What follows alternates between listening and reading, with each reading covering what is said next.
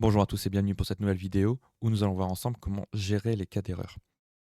Si maintenant on suit ce qu'on a fait jusqu'à présent, on voit bien qu'il est possible de cliquer sur le bouton enregistrer alors qu'en réalité notre formulaire est vide. Et donc ça, c'est quelque chose qu'on va devoir apprendre à gérer. Initialement, j'avais commencé à le faire dans l'ancienne vidéo, là, mais comme vous pouvez voir, le temps de la vidéo, c'est énorme. Donc je pense que découper, c'est beaucoup mieux. Hem, donc ici, on va venir dans le conteneur. Dans le conteneur, on va venir sélectionner donc une étiquette.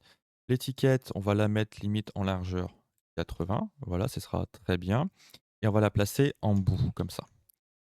Alors pour ce cas-là, je vous le dis honnêtement, ce que je suis en train de faire là, ce n'est pas du tout une bonne pratique, mais c'est surtout, enfin ça a pour but d'être pédagogique, hein. C'est pour que ce soit bien parlant.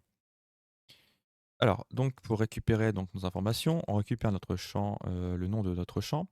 À la place du texte ici, on va marquer donc isBlank avec donc la valeur du champ et on referme. Si on fait ça, on peut voir que donc on est false, donc le champ n'est pas vide, on est OK. Hem, Si je viens donc taper quelque chose dedans, vous voyez que le false reste. Tout simplement parce qu'en fait, ce qu'il ne faut pas oublier, c'est que oui, c'est le nom de la zone de saisie de texte, mais en réalité, c'est un objet qui est encore une fois derrière. Et on peut le vérifier, c'est en se mettant en focus sur la zone de saisie de texte, on voit bien qu'on a tout un tas de propriétés. Donc on est bien sur un objet. Donc à ce moment-là, ce qu'il nous faut ici, c'est bien préciser qu'on veut sélectionner la partie texte. Donc, est-ce que le texte est vide? Non. Est-ce que je retire le texte et que ça devient vide? Oui. Voilà. Donc, c'est ça qu'il nous faut.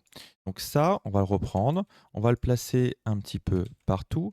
Alors, par défaut, comme vous pouvez voir, c'est du beau copier-coller, hein, donc les textes, en fait, enfin les valeurs des zones de saisie ne sont pas bonnes.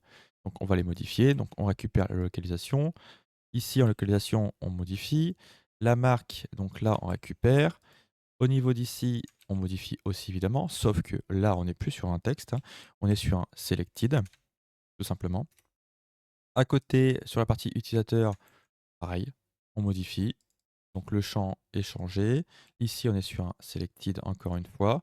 Le modèle, la même chose. On prend donc la valeur ici, on modifie et on se met sur un selected. Voilà. Et donc, là où je vous disais que ce n'était pas une bonne pratique, c'est que là, ce que je vais faire, le côté, pour vous montrer, c'est de faire appel à ces champs. Là, vous voyez, donc on a une fonction isBlank qui se trouve dedans, mais pour la démonstration, on va venir modifier ici le label, on va l'appeler label error désignation, par exemple. Voilà, comme ça ici. Ça, du coup, je le récupère et je le balance un peu partout. Donc là, on va être sur localisation. Très bien. Ici, donc, on est sur la marque. Donc, on modifie. En dessous, on va être sur la partie utilisateur. Donc ça, on modifie aussi. Et pour finir, on a le modèle. Voilà. Donc là, on a tous nos labels erreurs qui sont présents. Il n'y a pas eu de soucis. Parce que des fois, quand vous vous déplacez, par exemple, si vous cliquez pas dans le vide, vous allez par exemple, vous voyez, regarde, donc là, je suis sur utilisateur. Utilisateur, je mets des trucs à la fin, je m'en vais à côté là et là, bah, ça n'a pas sauvegardé. Donc voilà, pensez bien à faire attention à ce petit truc, ça évitera de vous faire avoir. Donc là, ici, dans la partie, enregistrée, on va retourner dans le modèle d'affichage comme ce qu'on a vu dans la précédente vidéo. Donc ici, ce qu'on va faire en fait, c'est qu'on va y placer donc un if. Donc un if où on va récupérer donc nos labels error dedans. Donc en point texte est égal à true. Si, voilà. Donc là, on a une petite erreur hein, par rapport au type d'entrée, en fait, aux valeurs qui sont rentrées dedans. Et c'est aussi un des trucs qui est un petit peu chiant à gérer pour le coup. Donc bref, donc ça, c'est notre début. Ensuite, donc, on a donc si on est blanc, enfin si on est blanc, si on est, nos champs sont blancs, sont vides, à ce moment-là, donc on va bien afficher un display mode disable. Voilà, Donc dès que tout est blanc et hop, on affiche, enfin on affiche la désactivation. Si par contre on a des valeurs et donc on n'a plus des champs vides, à ce moment-là, on va faire un display mode, edit. Voilà. C'est comme ça qu'on va gérer la chose. Et donc, là, comme vous pouvez voir, donc le champ qui est sectionné, donc qui doit être: «Est-ce que c'est égal à true?» Oui, c'est égal à true et pourtant notre bouton est toujours activé. Il est tout seul, hein, pour info le bouton, hein.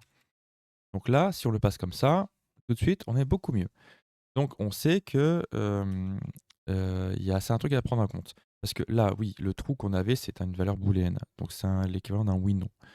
Heu, le truc, c'est que nous, dans la valeur label, label a beau avoir un booléen dedans comme valeur, il l'affiche sous forme de chaîne de caractères de texte. Donc c'est pour ça qu'il faut bien entourer notre trou ici, pour le transformer en texte. Chose qui va être aussi possible de faire si vous êtes un peu, sadomaso sur les bords, c'est d'utiliser la fonction texte pour convertir en fait la valeur booléenne. Vous faites un truc comme ça, bon bah voilà, là tout de suite, vous êtes là encore sur, une conversion, donc c'est OK. Mais franchement, faire des trucs comme ça, il faut vraiment avoir envie, hein, donc là je vous dis, il y a pas besoin, donc on va juste passer sur un trou tout simple comme ça. Des fois, il faut pas trop chercher compliqué. Ensuite, on continue, donc on n'est plus sur la désignation, on est sur la localisation et on va venir donc taper le texte ici et on se fait pareil. Donc un trou ici et on est OK. Donc là, la petite chose à prendre en compte, c'est comme vous pouvez voir, donc nos 2 champs sont vides. Mais maintenant, que se passe-t-il si, par exemple, ici, je mets test? Notre bouton devient activé. Pourquoi? Tout simplement parce que dans notre test logique, nous avons marqué que nous voulons que désignation soit vide et que notre localisation soit vide. Or, ce n'est pas le cas. Donc, il faut modifier le et logique par un ou logique. Le ou logique, pour info, c'est Alt-GR avec la touche 6 du clavier. Et donc là, à partir de là, on n'a plus un et, mais un ou. Donc, que ce soit l'un des champs ou l'autre champ qui soit vide. Et à partir de ce moment-là, on est tout bon. Le fonctionnement est correct. Si maintenant, on veut continuer, donc le label désignation, on le retire et on va taper le marque. Donc, point selected. Ici, donc, on va remettre le ou. Donc selected ici, il me semble que c'est le S majuscule. Vraiment? Ça s'appelle erreur des marques. Oui, je suis un petit peu, oui, je suis matrixé par le truc en fait. Vous voyez? Parce que là, en fait, typiquement, on est arrivé dans le cas où, bah, théoriquement, c'est pas comme ça que je gère la chose. Moi, je gère avec, la valeur input à côté et là, passer par un texte, bah, oui, ça m'abate, tout simplement, quoi. Donc on a bien le trou qui est ici. Derrière, on va venir mettre donc le et logique, enfin le ou logique comme ça. On repart là-dessus. On n'est plus sur la marque, mais maintenant on veut utilisateur. Ensuite, on va reprendre tout ça et on va aller chercher le dernier, à savoir le modèle. Voilà. Et donc, à partir de là, si on a une de ces valeurs qui n'est pas vraie, on a donc le bouton qui est désactivé. Et ça, on peut le tester. Donc, désignation, il y a du champ, enfin, il y a du texte dedans, donc on est OK. La localisation, on va mettre ici, donc on sait qu'il devient aussi OK. La marque, ça sera une Apple. OK. Le modèle, ça sera donc un M213. OK. Et utilisateur, on va prendre le premier. Et voilà, là on est OK. Si maintenant on retient une de nos valeurs, on n'est plus OK, tout simplement. Et donc c'est comme ça qu'on peut faire pour gérer nos cas d'erreur, tout simplement. Par avance, je suis désolé de la découpe de la vidéo, mais c'est vrai que, étant donné que tout ça c'était prévu pour être dans une seule vidéo, le montage risque d'être peut-être un peu moche, hein, donc je reconnais, j'ai fait, ça en live et j'avais pas préparé avant et du coup, peut-être que, ça va pas faire, bien pour vous. Si vraiment, ça vous pose problème, je referai les vidéos propres et puis, au moins comme ça sera nickel, quoi.